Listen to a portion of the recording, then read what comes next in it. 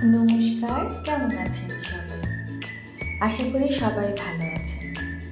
আমার আরেকটি ব্লগে আপনাদের সবাইকে সুস্বাগতম। এই তো ঠাকুর পুজোটা সেরে রান্নাঘরে চলে গেলাম। আজকে ঘরে বাজার তেমন কিছুই ছিল না, যা ছিল ততটুকু দিয়েই রান্না করেছি। আজকে রান্না করেছিলাম মুরগির বেঁচে যাওয়া গিলা কলিজা দিয়ে তেহারি।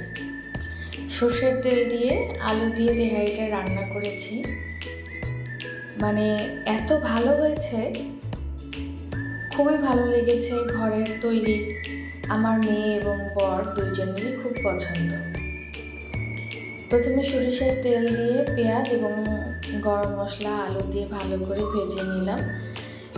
ভাজা হয়ে যাওয়ার পর রেগুলার মশলা আদা, পেঁয়াজ, কাঁচামরিচ এবং রসুন দিয়ে ভালো করে একটি পেস্ট তৈরি করেছিলাম এবং রেগুলার মশলা হলুদের গুঁড়া, জিরার গুঁড়া, হলুদের গুঁড়াটা দিইনি, দিয়েছিলাম জিরা, ধনিয়ার গুঁড়া, গরম মশলার গুঁড়া, লবণ।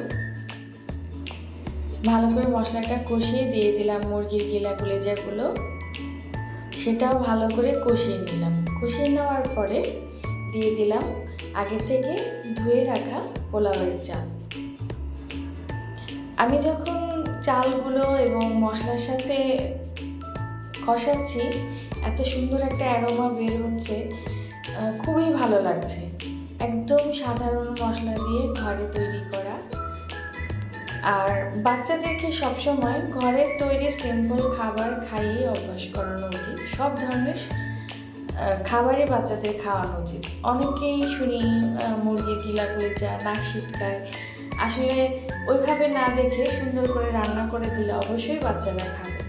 আমার মামনের খুবই পছন্দ, তো ওর পছন্দের কথা চিন্তা করেই আমি ঘরে ওর জন্য তৈরি করি। বাইরের খাবার খুব একটা আমরা তেমন খাই না, বেশিরভাগ খাবারটা আমরা ঘরে তৈরি করেই খাওয়ার চেষ্টা করি।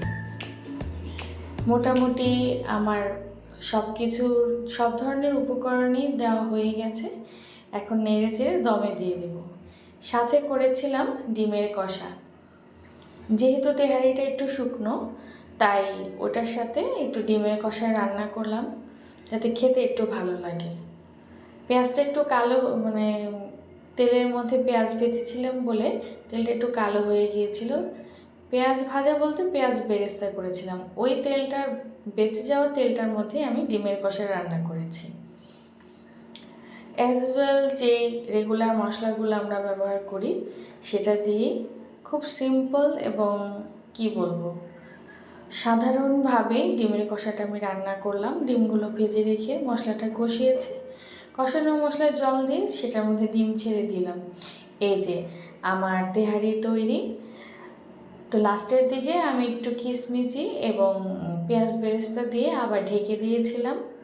এত সুন্দর একটা অ্যারোমা বের হচ্ছিল, আমার মেয়ে বলছে, মা খুব সুন্দর একটা গন্ধ বের হয়েছে। তারপরে আমি ডিমের কষাটা কমপ্লিট করলাম। এই যে প্রায় শেষ রান্না। আজকে দুপুরের সিম্পল খাবার ডিমের কষা তেহারি।